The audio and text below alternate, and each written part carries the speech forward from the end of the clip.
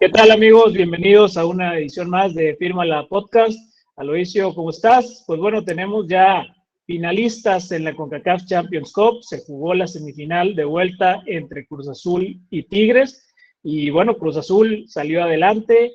Tigres otra vez se quedó muy cortito. Guido Pizarro para mí se vio exhibido y lo demostró de nuevo con frustraciones y agresiones después del partido. Aloisio, ¿cómo estás? ¿Qué te pareció este partido? Hola amigo, ¿qué tal? Todo muy bien por acá y bueno, fue un partido como yo creo que un poco como esperábamos, muy trabado, muy complicado, más que nada tomando en cuenta que era una semifinal, que era un partido muy importante para ambos proyectos, pero bueno, sí, como tú dices, la verdad es que sí, me resulta un poco decepcionante la situación de Tigres y las decisiones que se toman bajo los partidos, la dirección del partido sobre todo. Sí, totalmente. La verdad es que un poco decepcionante la cara que mostró Tigres. Esperábamos que al ser el obligado a anotar en algún punto, echara más para adelante el equipo, pero la verdad es que no, estuvieron manteniendo ese enfoque defensivo, esperando a que un gol en una contra o algo les beneficiara, pero, pero pues la verdad es que se dio mal todo. Eh, sumaron ya más de 500 minutos como visitante sin anotar gol. Además, no han ganado como visitante desde que Guido Pizarro asumió el cargo del equipo. Entonces, pues eso habla bastante y creo que debe preocupar además mucho de cara a la liguilla para Tigres, estos problemas que tienen como visitante. Yo veo este panorama muy mal para Tigres. Sí, no, sobre todo tomando en cuenta la situación, es complicado hablar de Tigres ahora mismo por la situación que arrastran del cambio de técnico en cada torneo. La verdad es que yo no sé si me alarmaría, evidentemente me alarmaría para el resto del torneo, pero sin duda que la situación ahora va a ser la prioridad de Necaxa, pero pues sí esperaría yo ver algunos cambios en verano, no en el entrenador, sino dentro del plantel. Sí, definitivamente, ahora hay que ver cambios. Eh, Ángel, ¿cómo estás? Pues bueno, Tigres se quedó cortito otra vez y bueno, tu Cruz Azul es finalista. Mira, voy a tener que arrancar con lo que acaba de comentar Aloisio. Muy buenas noches, ¿cómo les va? Yo sí cambiaría de entrenador, la verdad es que, o cuando menos hablaría muy seriamente con Guido. A ver, tiene 13 partidos y es la segunda vez que se pelea con alguien físicamente en una cancha. O sea, no es que haya querido, no es que le haya dicho al árbitro que era ciego o que no sabía hacer su chamba o cualquier cosa. Es que fue a empujar a alguien que no tenía nada que ver con el juego y hace ya algunas semanas nos cacheteó a Germancito Lux después del Clásico Regio, que además había ganado Tigres. O sea, yo sí me lo pensaría. Ahora, del lado de Cruz Azul, lo de Vicente ya es histórico. Lo comentábamos fuera del aire hace algún ratito. Nunca un entrenador de Cruz Azul que entró como relevo había llegado a una final internacional. Y en general, hablando de finales de cualquier torneo oficial, Vicente es apenas el tercero que lo logra después de Mario Velarde en la temporada 88-89, cuando llegó a la final contra América, y de Luis Fernando Tena, quien lo logró hace ya 30 años, en la 94-95, aquella recordada que pierde contra Necaxa en Cruz Azul. Qué raro que Cruz Azul pierda finales, ¿verdad? A mí me parece que es súper importante lo que acaba de lograr Vicente Sánchez. Me parece que es la gran sorpresa del fútbol mexicano, no sé en cuánto tiempo, no sé cuántos entrenadores en su primera, ese sí no lo tengo, no se los vengo manejando, cuántos entrenadores que fueron relevos y que tuvieron su primera oportunidad como relevos habían logrado algo así. Pero la sorpresa es que está cumpliendo, ¿no? O sea, la sorpresa es que está sabiendo llevar el plantel, porque realmente, ya lo hemos hablado muchas veces aquí, es un plantel de un ganador de campeonatos. No puedes ir de gastar 70 millones de dólares en el fútbol mexicano y no aspirar a ganar el campeonato. Entonces, yo por ahí, o sea, sí, un mérito grande de Vicente y sí es una sorpresa y todo, pero pues sí veo aquí más una gestión del plantel que verdaderamente una idea como sí pasó con Anselmi, ¿no? Que cambió totalmente la estructura y la ideología que tenía el equipo. No, yo Pues creo que le dio continuidad y fue un acierto. O sea, Vicente lo que tuvo fue el acierto fue darle continuidad a lo que se venía trabajando, porque él sabía que si se metía a cambiar cosas, pues el torneo se va a ir a la basura. Entonces ahí el acierto, como tú dices, fue gestionar, continuar con lo que ya se venía haciendo y de cierta forma sí, o sea, le dieron un Ferrari a Vicente, no le dieron a las Chivas, porque si le daban a las Chivas a Vicente, Vicente no iba a tener este récord de 16 partidos invicto, tampoco iba a meterse a la final de CONCACAF. Le das a las Chivas a Vicente y por ahí se queda igual en la zona de play-in o donde se quedó Gerardo Espinosa. No, hay que ser realistas con la inversión que tiene Cruz Azul puesta en la mesa. sí y no, porque también creo que tiene su mérito lo que ha hecho. O sea, insisto, no sé cuántos entrenadores en la historia del fútbol mexicano, en su primera oportunidad, entrando como relevos y además debutando como entrenadores profesionales, entendiendo que la categoría 20, que la sub-23 no es profesional y tampoco compiten con CACAF ni nada, habían logrado lo que logró. Con el plantel que fuera, no sé, el primer ejemplo que me viene a la mente ahora mismo es el de Tan Ortiz con América. Los llevó a semifinales, pero, o sea, y era América, y América me parece que tenía un plantel bastante importante cuando los agarró el Tan Ortiz. Pero no un gasto de $70 millones. Ay, pero es que, bueno, no lo sé, habría que hacer cuentas, habría que ajustar, habría que valorizar. No, a ver, ese gasto es histórico dentro de la liga. No, Ángel, no es que no lo sepas, es un hecho. Ese gasto es histórico dentro de la Liga MX.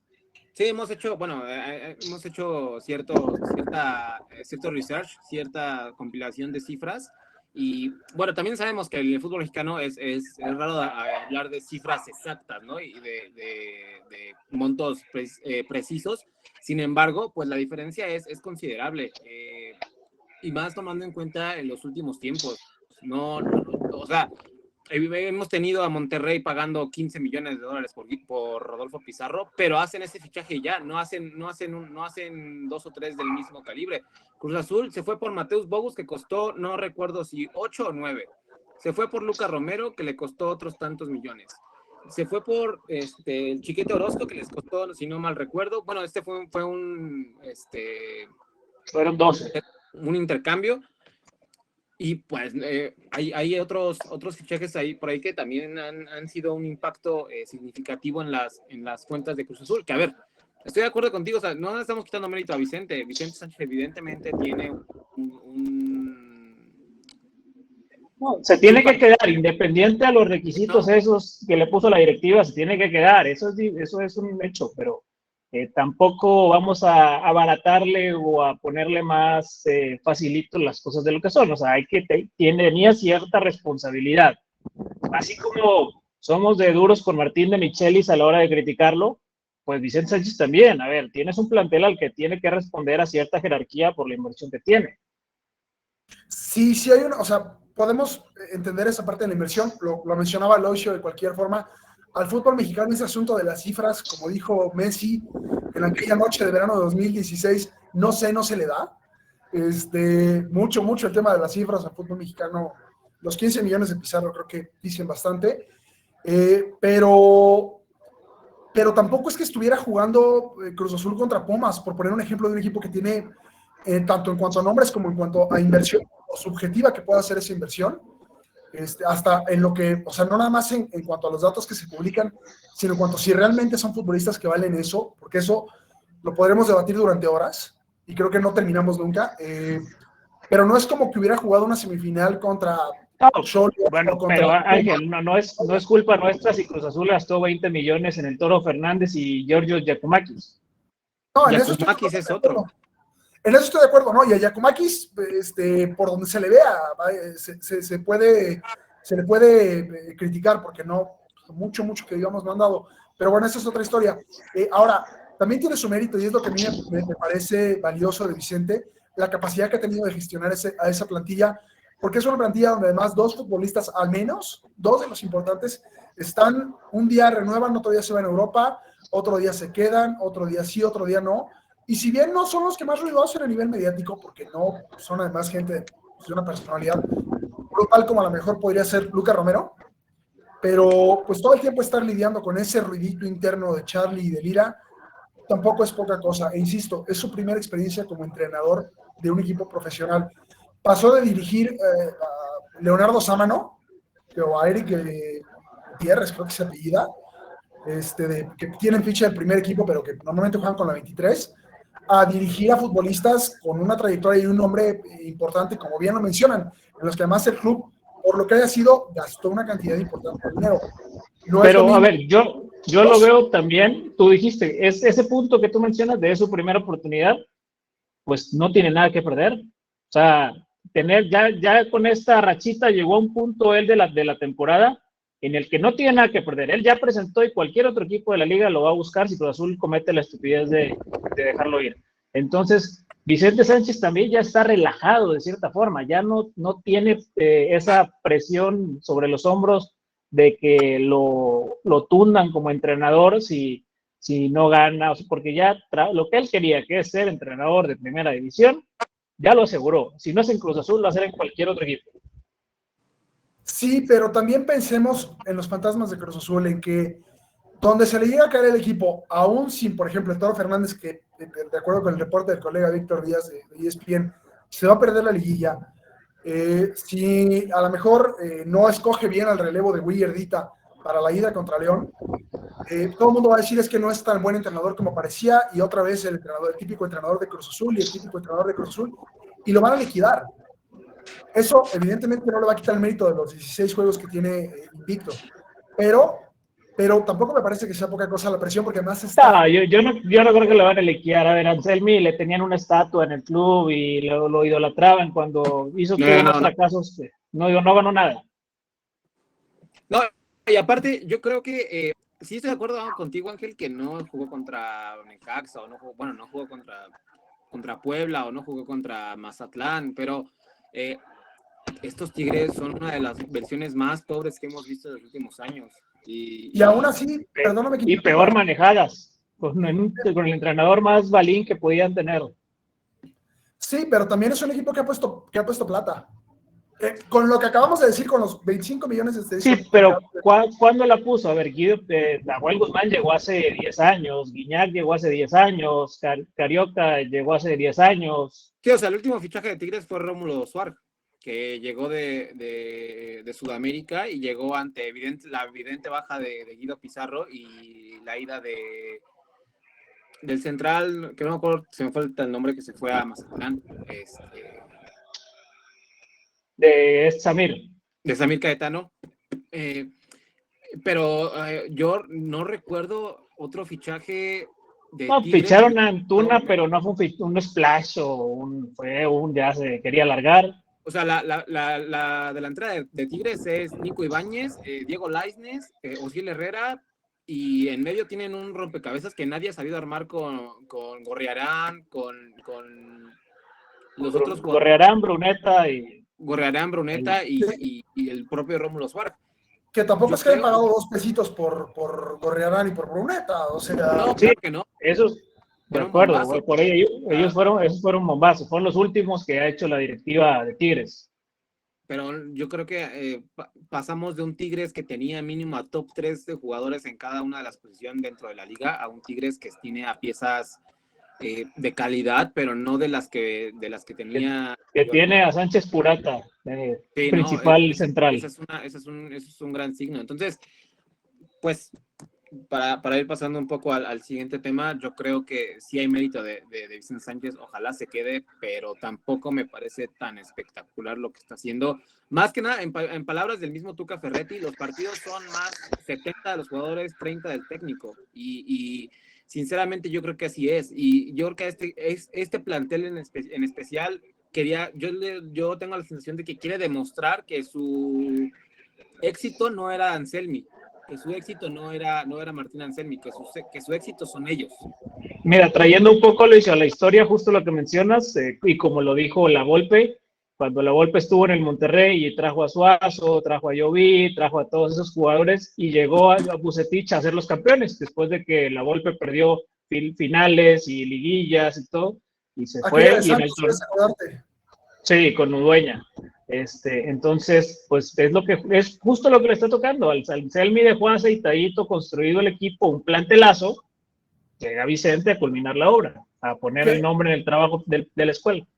Es un poquito chistoso lo que está pasando porque el reporte, la historia que contaba el colega Adrián Esparzo la semana pasada, habla de que con quien se peleó Vicente fue con Iván Alonso.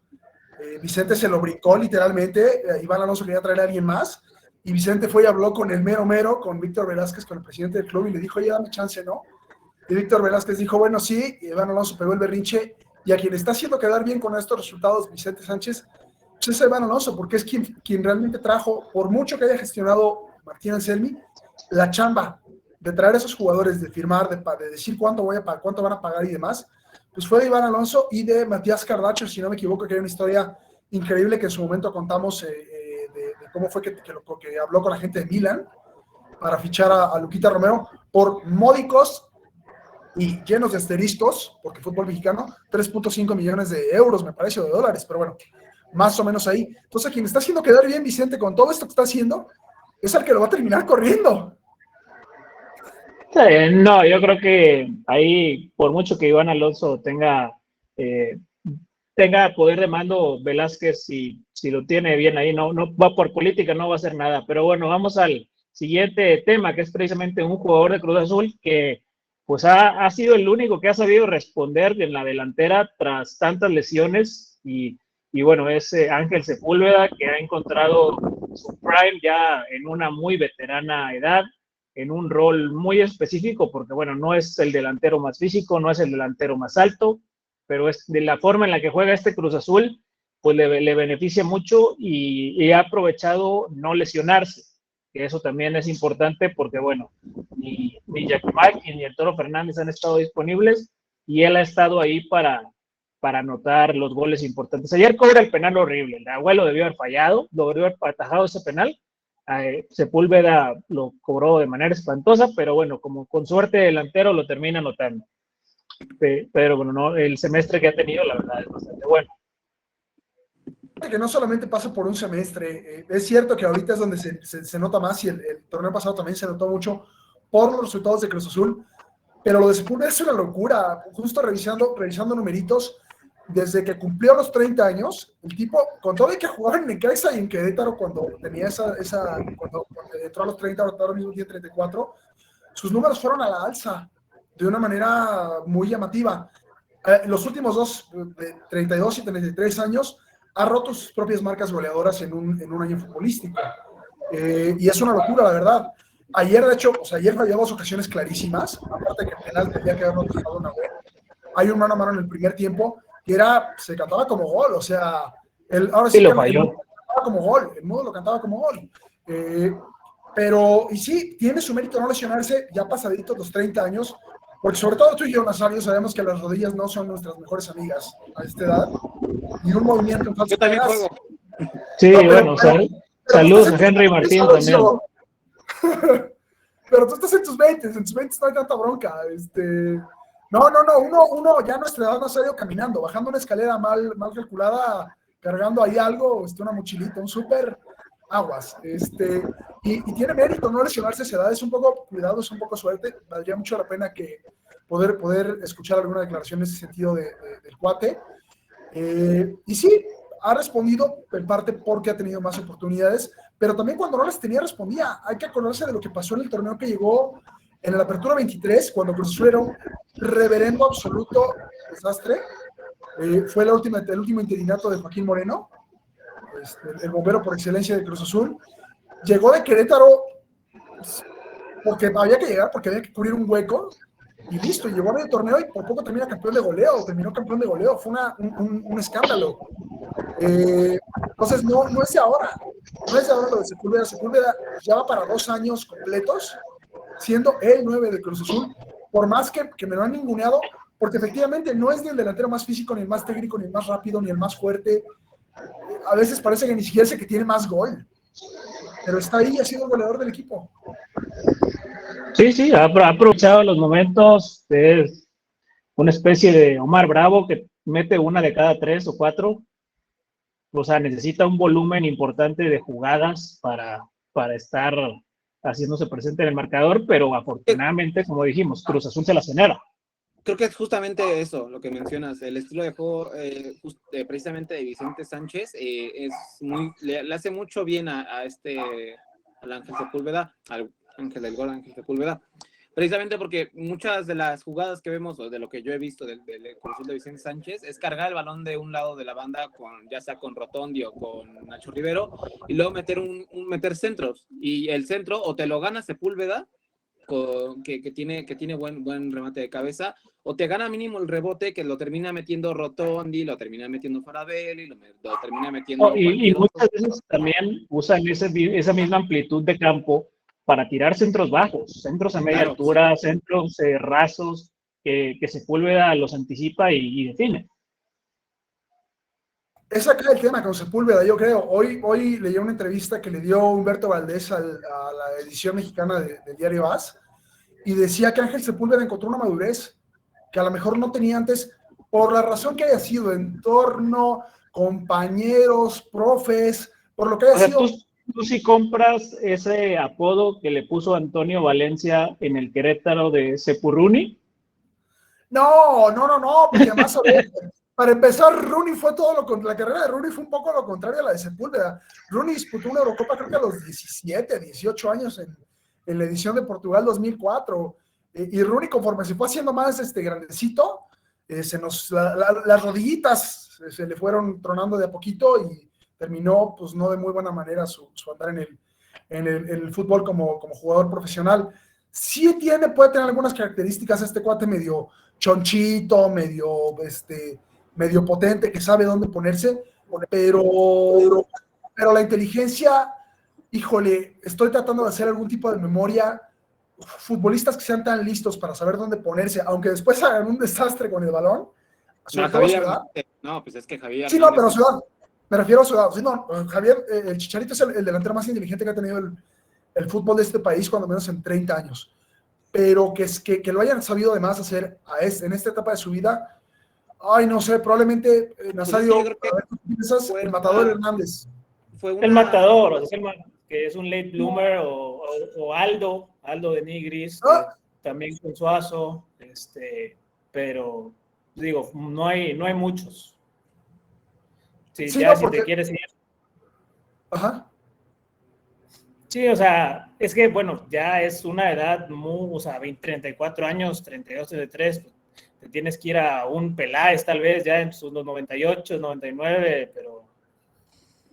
Sí, y Peláez tenía muy buen remate de cabeza. El remate de Sepúlveda no es tan bueno como el de cabeza, no es tan bueno como el que tenía Peláez, no es tan bueno como el que también tenía Jared, que digo que es el máximo representante en ese sentido, que Jared también era muy listo para moverse en el área. Pero Sepúlveda no es el más, pero sí es hoy por hoy en Liga MX el delantero mexicano que más ha sabido lucir, cuando menos el que juega como 9, porque digo, delanteros, Alexis Vega ha tenido un torneazo y ha tenido también un momento importante, futbolistas muy diferentes, pero lo ha tenido.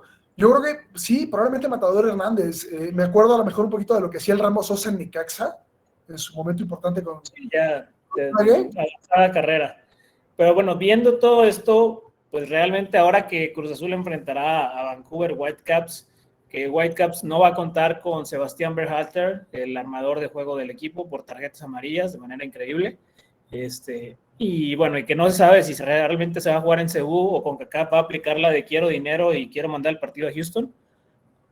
Cruz Azul debe de ser el favorito, o sea, cualquier cosa que no sea título, yo la vería pues hasta cierto punto mal, porque Whitecaps pues solo ha ganado en esta temporada de CONCACAF Champions Cup al Inter Miami, contra los dos equipos mexicanos que enfrentó, que eso incluye a un Rayados B y a Pumas, que es Pumas. De los 4 partidos empató los 4. Le ganó únicamente al Inter Messi, que juegan pues en una casa de retiro. Sí, de acuerdo, pero además acá hay una ventaja para Cruz Azul, que es que donde se juegue no cuentan los goles de visitante, lo cual es maravilloso, porque así fue como eliminó a Pumas y a Monterrey. Sí. O sea, y creo que pudo ganar nunca. Cruz Azul tendría que llegar con la mitad de la plantilla sub-23, porque aún con los suplentes del primer equipo, el plantel de Cruz Azul, por más que Manu nos haya contado, un saludo, por cierto, un abrazo grande a Manu, que el Vancouver es el equipo más en forma del MLS, híjole, Cruz Azul tendría que presentar un equipo con la mitad de los jugadores sub-23 para no ser favorito. Ángel, no, los matan. Si Cruz Azul manda la sub-23 y pierden la final, los matan. O sea, no, por eso, pero lo que dice Ángel es que sería la única forma en la que Vancouver sería favorito. Sí. No, claro, pero a lo que voy yo es que Cruz Azul va a ir con todo a ganar porque con eso asegura a Vicente quedarse. Ya hace el segundo claro, requisito. Pero aparte la cuestión de que Vancouver, como dice Ángel, no es un flan. O sea, yo sé que han ganado sus partidos con muchas circunstancias extrañas, bueno, no extrañas, sino, digamos, fortuitas. No han sido un equipo totalmente dominador, pero bueno, ahí están por algo. Están porque son conscientes de su nivel, son conscientes de lo que necesitan y precisamente por eso saben aplicar un plan de juego para sacar partidos adelante. Pero bueno, no sé si recordarán las otras versiones de equipos de MLS o de Canadá que han llegado a esta instancia. Yo veo, o sea, para mí era muy superior el Toronto de Jovinko, el Seattle de Ruidíaz, las otras versiones del LAFC de Vela y Bouanga, eran mejores versiones como equipo que Whitecaps. Dale un abrazo de mi parte a Osvaldo Alanís. Por aquel golazo que se aventó contra el Toronto. Una joya, pero sí, efectivamente, digo, el Seattle Sounders, la paliza que le pegó a Pumas hace un par de años, hace casi 3 años, no fue poca cosa, digo, y Pumas también avanzó un poco a lo Vancouver. Pumas avanzó a lo Vancouver ganándole pues, con el cuchillo entre los dientes a un Cruz Azul que ya empezaba la negativa transición post-novena. Me acuerdo muy bien que me tocó ver en el 2022. Me tocó ver también en Azteca y en Ciudad Universitaria los dos partidos y Pumas sufrió muchísimo para ganarle a Cruz Azul, nomás que Cruz Azul ya estaba pensando en otra cosa. Sí, no, totalmente. Estoy totalmente de acuerdo con lo que dices, Ángel. Yo creo que Vancouver puede que se encuentre con su realidad, ¿no? Ahora en la final, que sea una final, yo la veo muy favorable para Cruz Azul. Tiene, no sé si 10 años que no gana ese torneo, siendo el segundo máximo ganador, 11. Sí, que es cuando la última vez fue con gol de visitante. Claro. Sí, la última vez fue con gol de visitante, que la ganó por criterio de gol de visitante contra el Toluca. Me parece que fue gol de Mariano Pavone, quedaron empatados en global, y el bendito criterio de Pone, digo, no me parece que esté correcto, pero sí la celebré, no puedo decir que no me desmayo en una redacción ahí en Tabasco, escribiendo la crónica, pero sí son 11 años, y son 11 años en los que en la siguiente edición quedó fuera en la fase de grupos, creo que jugó contra el Saprissa, la 2014-2015, que fue un fracaso espantoso, o alajuelense, no me acuerdo, pero había un equipo de Costa Rica, ni siquiera era del MLS. Luego habrá sido la de Pumas y hay otra que en este momento no alcanzo a acordar. Pero sí son 11 años sin ganar el torneo y es obligatorio para Cruz Azul, independientemente de lo que pase con Vicente Sánchez, sí o sí le tiene que ganar. Ahora, tengo una pregunta importante. Te ganas la Intercontinental y te ganas otro boleto del Mundial de Clubes, al de 2029. Sí, efectivamente, a ver cuántos llegan de aquí a 2029, a ver si Sepúlveda no llega con todo y bastón. Va a ser otro equipo. A ver, le pasó a Rayados, el primero que califica no llegan a ese vestidor. Tengo una pregunta para hacerles. ¿Qué pasa si la CONCACAF no se porta como la CONCACAF y el partido se juega en Ciudad Universitaria? Y no solamente se juega en Ciudad Universitaria, sino que, ¿qué va a pasar con la MLS? ¿Le va a dar la espalda al Vancouver y no los va a dejar venirse 10 días antes para aclimatarse a la altura? Porque el Vancouver no juega precisamente en un cerro. Pero ya Vancouver anteriormente lo que hizo fue viajar el mero día. O sea, porque si viajan el mismo día, no les pega el efecto de la altura. Entonces, en eliminatorias anteriores, lo que hizo fue eso. O sea, fue viajar, contra Pumas viajaron el mismo día o la noche anterior. Llegaron, o sea, no tenían ni 24 horas cuando jugaron en CU. Digo, es un estadio que ya conocen, no creo que les cambie mucho la dinámica. No van a estar con entrenamientos tipo Rocky, como lo quiso hacer el Columbus Crew, así, máscaras de oxígeno. No. Te debes acordar de lo que pasó, tú también, Aloisio, lo que pasó con Estados Unidos en el 2009, cuando vino a la Azteca a jugar entre semana con aquel gol de Sabá, creo que llegaron 3 días antes y la padecieron horrible, o sea. Que se Es está que es el debilitado de peor verdad. timing que pueden tener. Llegar con 3 días es donde ya los mata la altura, porque no se aclimatan y sí les pega. Ahora nada más falta que la CONCACAF diga, les voy a poner el partido a las 3 de la tarde, para que también los termine de reventar el calor y el smog chilango No, ya está puesto. Es el 1 de junio en la noche. en la noche. Si no me equivoco, es el mismo día de la final de la Champions League. Nada más que en la noche. O sea, la Champions League va a ser el telonero y luego ya el platillo fuerte. Ni el Vive Latino se atrevió a tanto. Ni el Pal Norte. Sí, no. Pero bueno, creo que por este es todo. Ya iremos teniendo pues más avances de programas sobre Cruz Azul, de lo que viene. Y bueno, ya hablaremos del play-in más adelante también. Ángela Aloisio, gracias por esta emisión de Fírmala. Al contrario. Gracias, señores. Chao. Fírmala. Chao.